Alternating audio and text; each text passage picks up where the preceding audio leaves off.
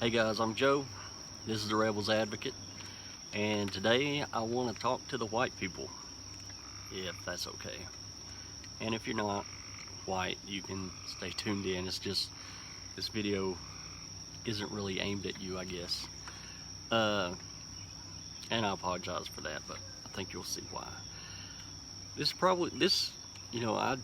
I'll be honest,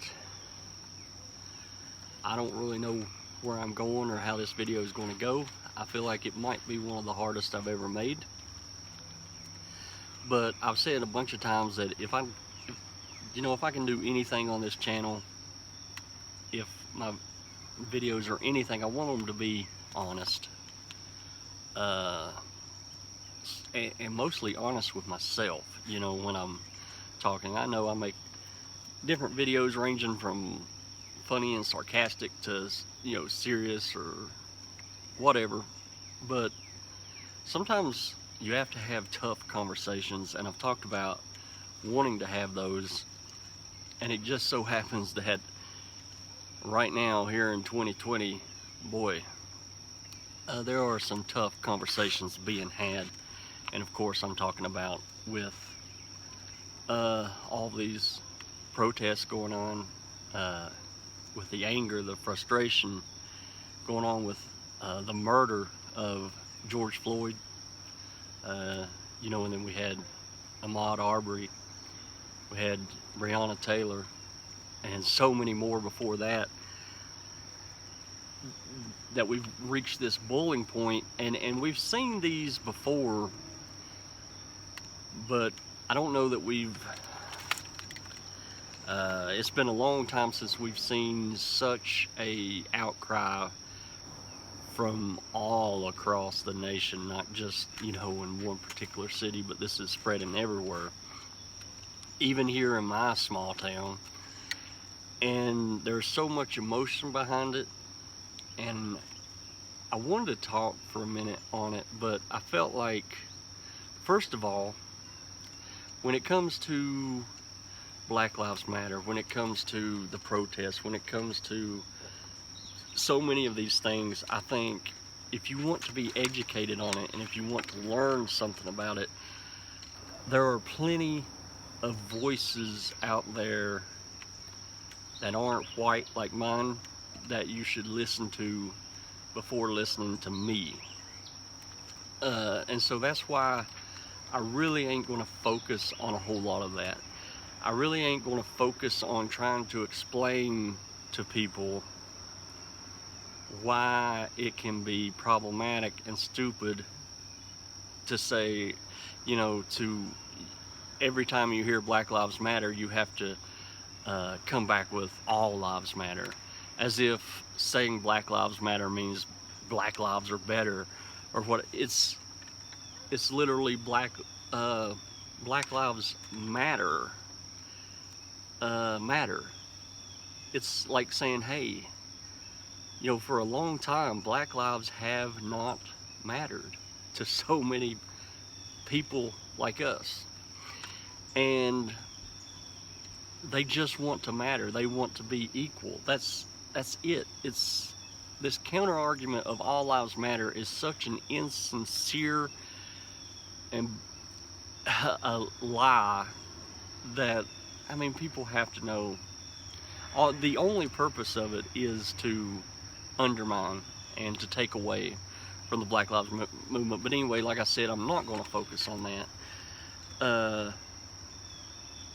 I think, like I said, there's other voices. Listen to the people in the movement that are trying to talk to you and trying to educate you. It's like, I'm sure some of y'all have seen these posts going around, and we're asking, when was the first time an officer pulled a gun on you? And for a lot of us white people, we never had that happen. I can tell you this, I've had a gun pulled on me. It wasn't by a cop. And it was the most powerless I have felt. It was probably the most scary moment of my life. And now I'm trying to imagine that being, happening where it's not, just some person who's upset at me and may have a reason to kill me, but it's someone, it's actually an authority figure, and I live in a world where I know these authority figures are very likely to shoot someone like me. Like, I can't even really imagine what that would feel like, but so many black people and other minorities have felt that their whole life. A lot of them have experienced that very action at a young age. And so I encourage you to listen to those people and understand. But what I want to talk to, the reason I want to talk to the white people today is, you know, I think it's a time that we need to examine ourselves in a very raw and truthful way, and it won't be easy, and what I have to say isn't easy. It's not something you want to admit or say about yourself, but I think it's time we owe that. We owe that to our neighbors, to the people around us, to examine ourselves and ask ourselves, are we part of the problem, even in a small way? And you have to forgive me, allergies or whatever, but I have not felt great lately. But anyway, you know, I made a video a long time ago about the Confederate flag, about I think monuments, I can't remember. The title of it was like Heritage or Hate, What Are We Fighting For? And speaking of cops, there goes one now. But I made that video talking about that, and I addressed a lot of my past. It's a rescue squad. I addressed a lot of my past, and I have a history with the Confederate flag, and I'm not going to go into all that again. If you want to know about it, you can watch that video. And I thought about watching it again to see exactly what I said, because I can't really remember, but I'm almost positive in it. I was, you know, explaining a lot about why I became attached to the Confederate flag, which was really a weird reasoning, and I think it had a lot to do with me just trying to find some weird identity. It never really had a specific racist meaning to me, right? But, and when I say I had the Confederate flag, I wore shirts, I owned, I don't know how many Confederate flags. It was like if I saw one, I had to buy one. My senior year, when I graduated high school, I had a Confederate flag at my graduation that I got autographed by everybody. You know, it's kind of, that was my little thing to see me off. I had, you know, shirts, belt buckles, the whole 9 yards, wallets. I even had a rebel flag tattoo here, which is why I have a monstrosity of a tattoo, which was about the only thing I could do to cover up that rebel flag. There was a lot there to, you know, I had a Confederate flag, I had a big shield over it with guns and a skull, and it was a mess. So trying to cover that up, of course, is not the easiest. A lot of dark colors just to get something on there and to cover it up. But you know, I talked a lot about that, and I can't be sure without going back and watching the video, but I think I was very clear to say in that video that even though I did all these things that was problematic, I wasn't really like, I didn't have racism in my heart. I wasn't I didn't hate black people. It was never about that for me. I'm pretty sure that's what I said, and it may not be true. I mean, you know, I just didn't feel like going back and watching the video, because I'm not a big fan of listening to myself talk. So, I don't know, but I think that's what I said. And if it is, and this is the hard part, I think I have to correct myself if that is what I said. And I have to really examine myself. And I have to really be honest. If I want to have honest conversations, how can I do that without not first being honest with myself? And the truth is, I cannot say that I was not racist. I cannot say that I was not prejudiced in any way. Because the truth is I was. And that's not easy to say, especially considering I am a man who's the person I love most in this whole world. My daughter is biracial. And so for me to sit here and say that, admit to myself, and that's the hard part, is to admit to myself that, yeah, I was racist. I may not have had actual hate in my heart. I may not have actually, I never, I hate black people, or I hate Hispanics, or I hate these people, or I was never like that. So it's a easy lie to tell yourself that just because you don't have this like very open and disgusting hate, towards a particular race of people, just because you don't want, an all-white world, which, I did not, just because you have some black friends, just because, whatever, does not mean that you cannot be racist. And I think it's important to know that, because I need to know that even now, and I 100% feel in my heart that there's not a drop of racism in my heart, but I think it's important to know that even now in my circumstances, with, having, like I said, a biracial daughter who I love more than anything, and if any of you guys have followed me, you know how much that little girl means to me. I think it's important, very important, to know that even now it is possible for me to be racist. I could love that little girl with everything in my heart and still have prejudiced feelings towards a group of people. It sounds crazy, but it is completely possible, and I've seen it from so many people lately, from people who I think are good people who, seem, I don't believe they have this real hate in their heart. They might have black friends, they might, whatever the excuse may be, but there is a prejudice there. And it becomes clear when all of these things can happen, all these injustices can happen, and they have nothing to say. The protests can happen and they have nothing to say. And these people I'm talking about. But as soon as there's violence, as soon as a protest turns to a riot, as soon as there's some looters, boy, they were just waiting. It's almost like they were just waiting to pounce.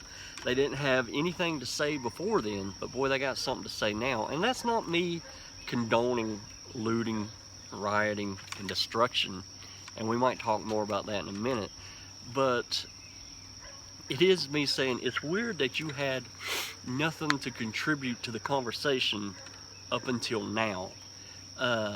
It's, I have, my Facebook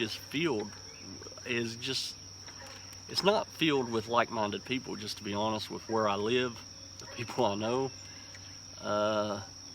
We don't share opinions, so it's something I struggle with. It gets under my skin. I almost have to avoid Facebook at times. But I've noticed something. I do have a few friends that are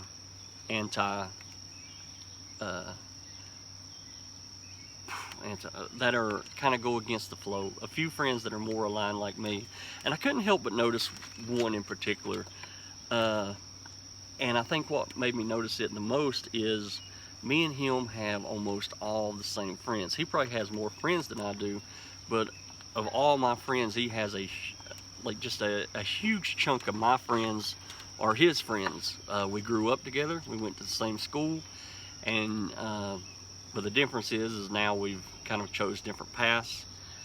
I'm where I am. He is a pastor. He's a preacher, a pastor. And I have to say, of course, we disagree on a ton of things, especially when it comes to religion and whatnot, but he usually seems to take a pretty good stance on some of these social issues. And I noticed anytime that he would put anything out there, even remotely pro Black Lives Matter, like for example, he put he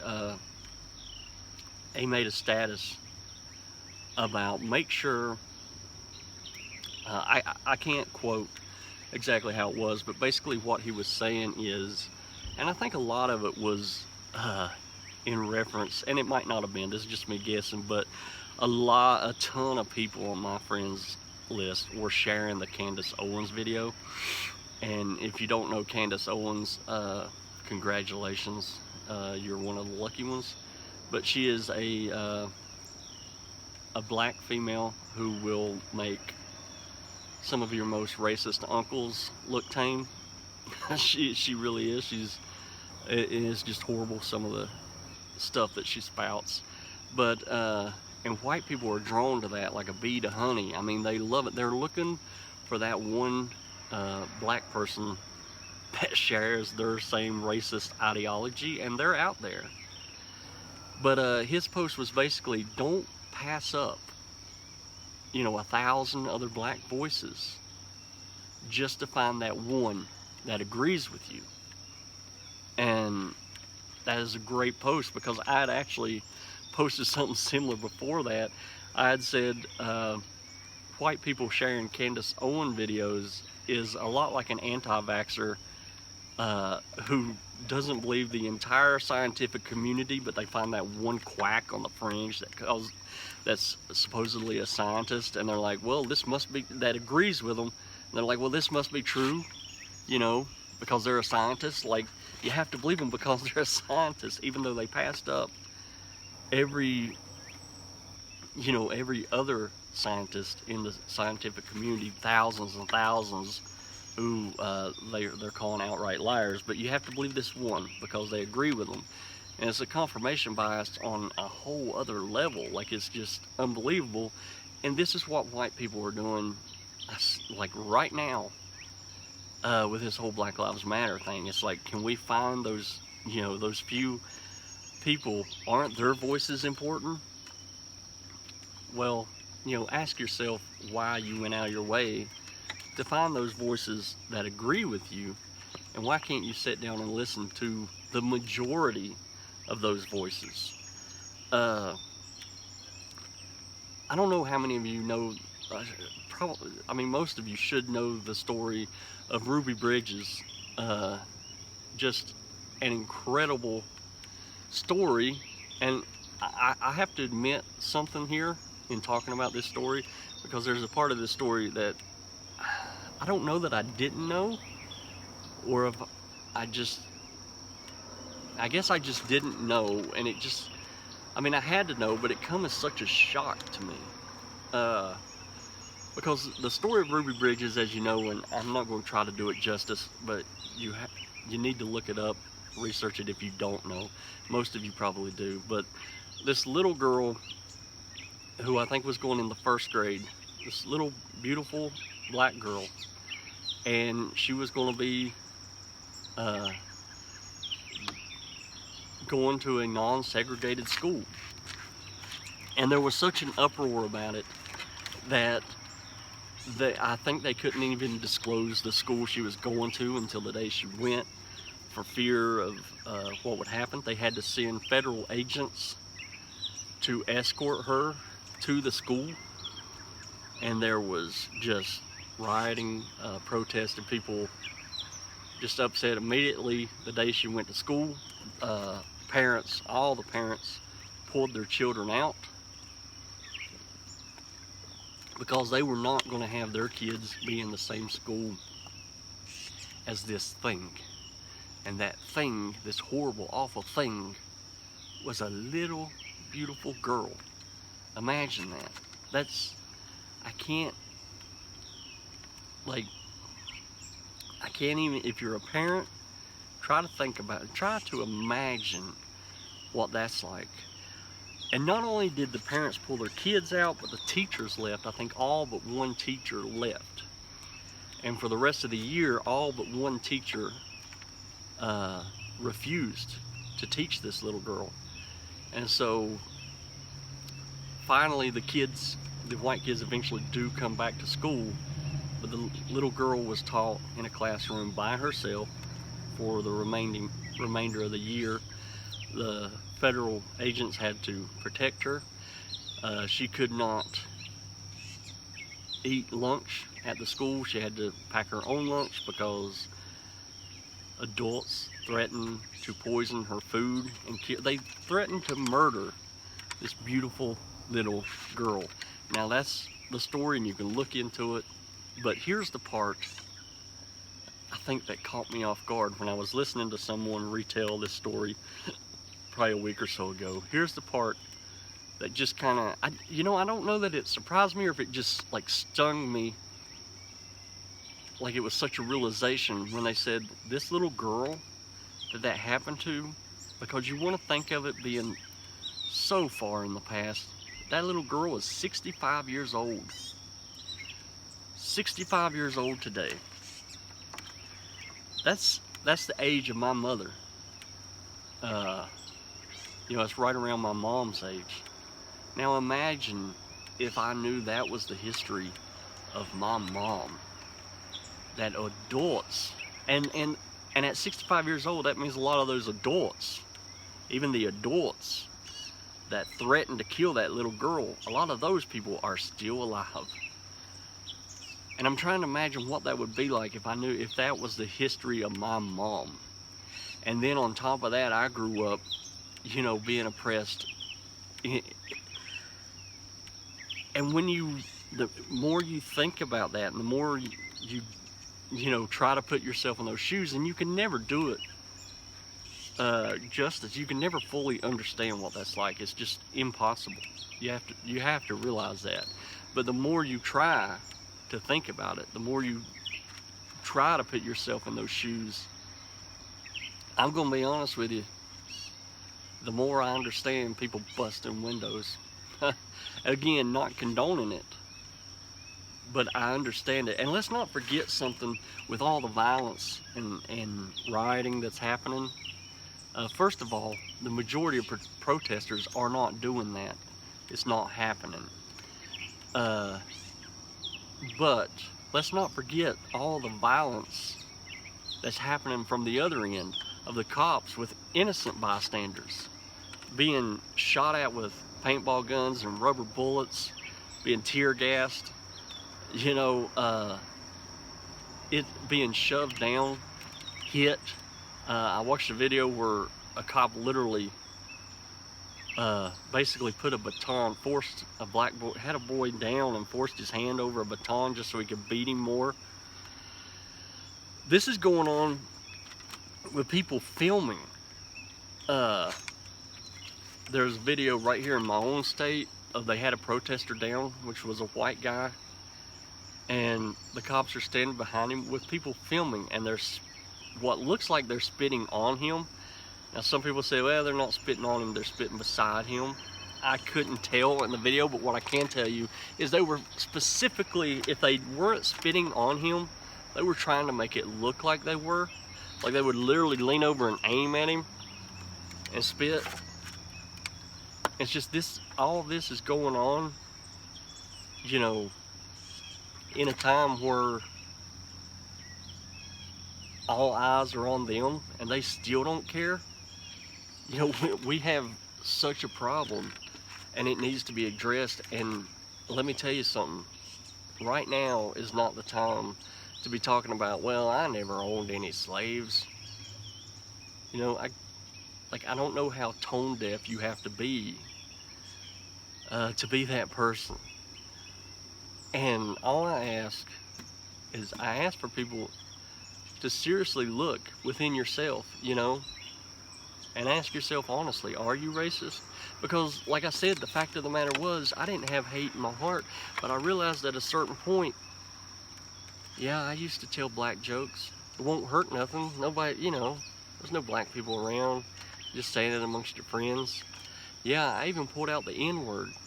I only did it when black people were being they were being a-holes to me, and they pushed me, you know, and then I thought, oh, it's okay.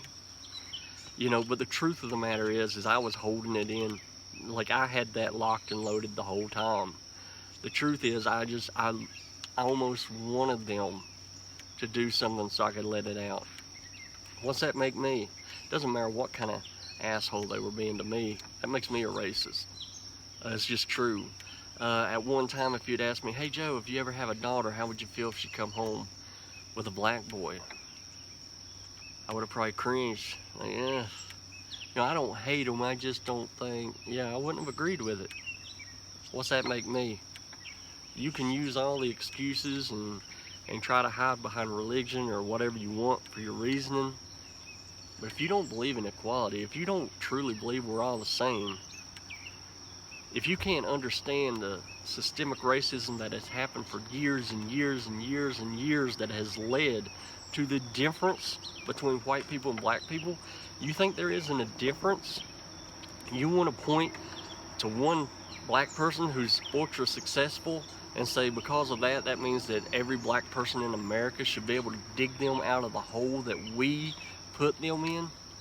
And yeah, maybe you didn't specifically do anything. You know, white privilege is more than, you know, it's real easy for someone like myself. Guys, I ain't got crap. At this very moment, I don't have an income. You know, I don't know how I'm gonna survive, you know, 3 weeks out.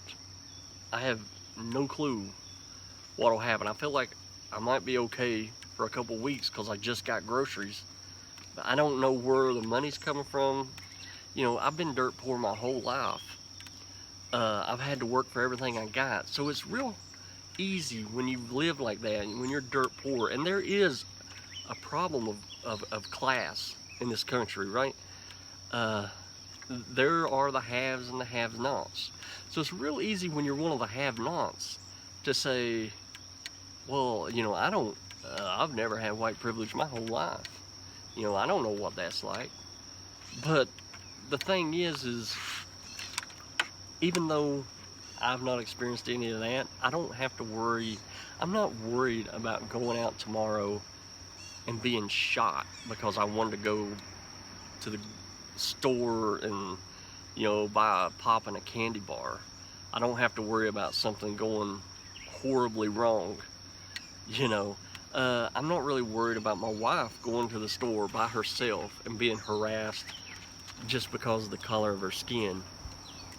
I may have to worry about that with my daughter when she gets older. I really hope not. I really hope this world has gotten to a better place, and so far I haven't had to deal with that. So far I haven't, you know, had any negative experiences like that, and I hope it stays that way, and I will fight to make it stay that way, you know. But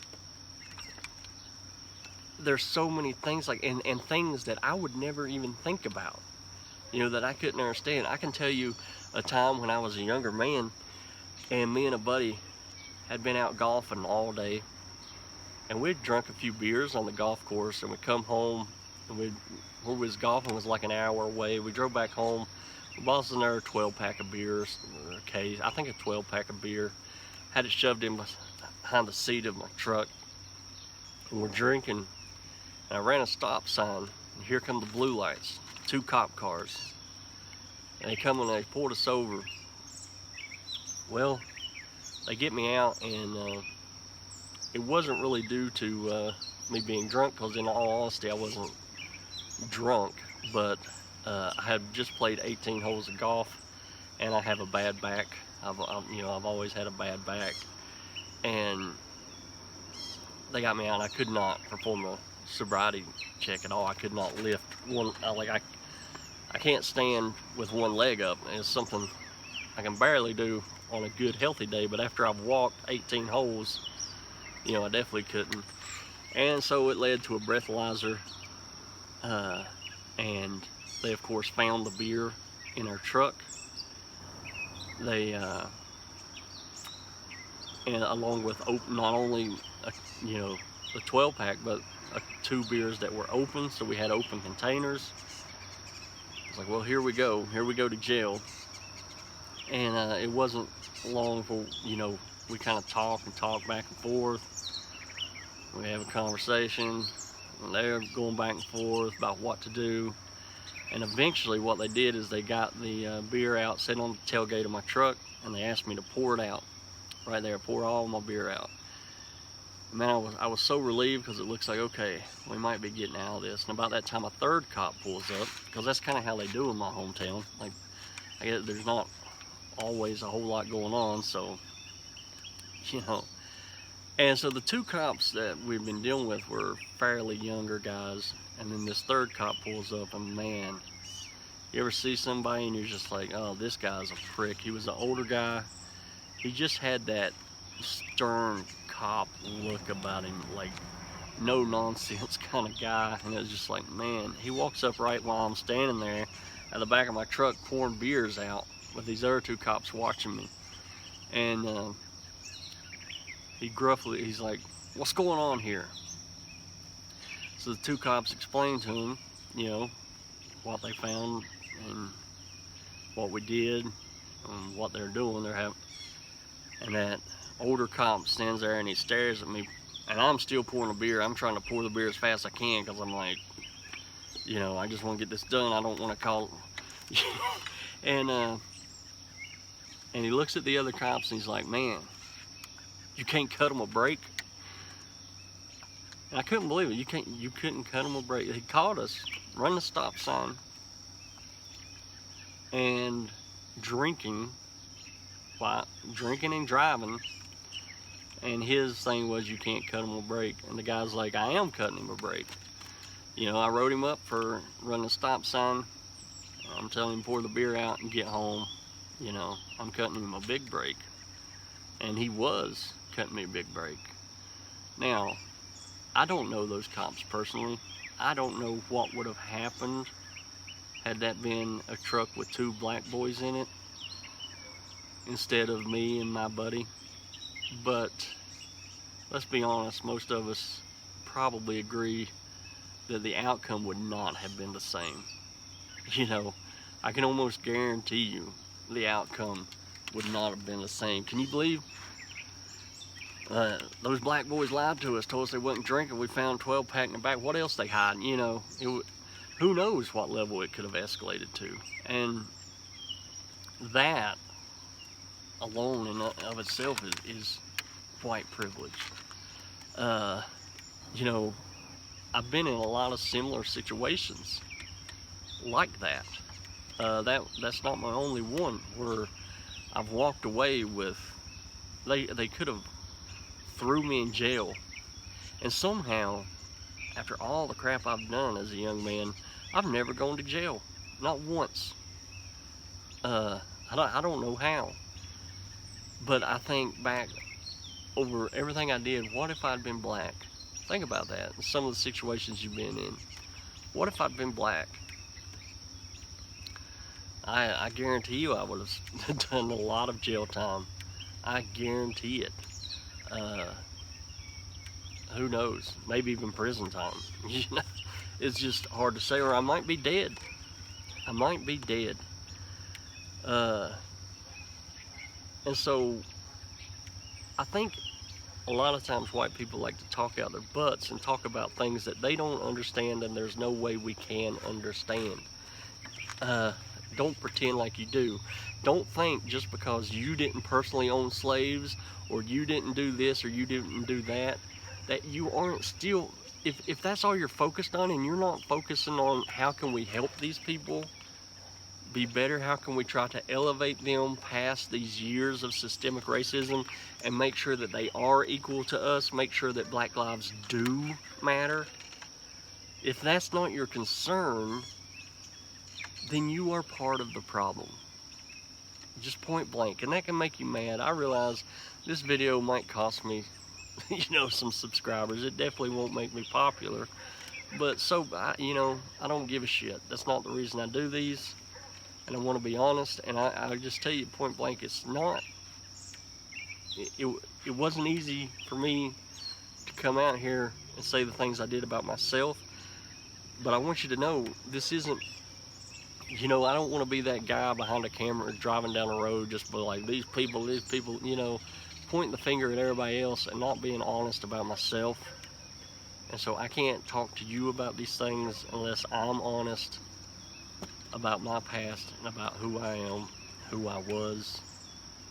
And I've said it before, I'm not proud of the person I was. I'm really not. In so many ways, I hate the person I was. But I want to make sure that the future me, if I live, if I live 10 years from now, I hope the future me can at least look back at the me now and at least be proud of, part of my past. At least say, somewhere along the line I got it right. I still wasn't perfect, but man, I was trying. And that's all I can do right now. Like I said, I mainly wanted to talk about those issues, the issues I can kind of relate to as a white person. A lot of this other stuff, listen to the black voices around you that are trying to be heard. And a lot of these voices are just now really being heard. A lot of people are actually listening. Listen to those voices. I know I want to. I talked about my daughter. That's something scares me to death because I know as she gets older, I will face things that I don't have a clue about. And I need all the help I can get. And I will take all the help I can get, I need to be educated. And as a white man, there are things I'm just not going to be able to understand. And I'm going to need guidance and help. And to be the best father I can be. And, that's what I plan on doing. Listening. It doesn't hurt to listen, man. Now is not the time for the all lives matter bullshit. All lives matter. That's what we're, the Black Lives Matter movement is trying to get us to all lives matter. If we can succeed in that, then maybe all lives will matter. I seen the meme going around, and I'm gonna shut up here in a second, but I seen, there's some sort of meme going around, and I'll butcher it, but it was about somebody saying Black Lives Matter, and the other person countering with all lives matter, and then they're like, oh, so even the immigrants' lives, well, no, they don't matter. And it just, I don't know, like I said, I'm gonna shut up, and now it's starting to rain, so I just wanted to get this off my chest, and I know I didn't do a real good job at it, but it's just some feelings I have, and I hope in this time, please don't be part of the problem. Try to help. Yeah, there's a lot of things that are going to happen that you don't like. I've seen a lot of actions in the protests that I didn't like, that I wish didn't happen. But you cannot let that diminish the overall good message that is being put out, the overall protesters who are, protesting in the right way, the voices that are trying to be heard. We can't, don't let that overshadow this. I'm not saying you can't hold those people responsible. I'm just saying that does not take away from this movement. It doesn't take away from the actions that we need to make as a country, as around the world.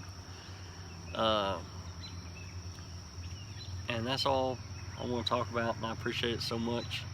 As I'm going off, I would like to apologize to my regular viewers, because I realize it's been a long time since I made a video. Again, I know I say this a million times.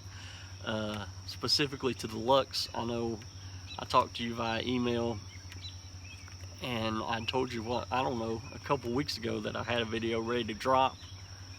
Well, I'm gonna be honest, that video is gone. It was horrible.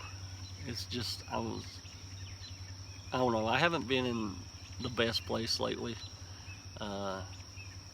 It's been a little rough, and I'm trying to get there.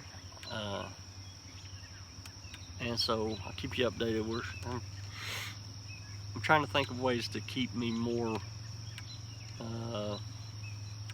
active and regular on here, and I even thought about forcing myself into doing a live segment every week, whether whether I really have anything to talk about or not, just forcing myself on there. And that way it might keep me more apt to coming up with things to talk about and get on here.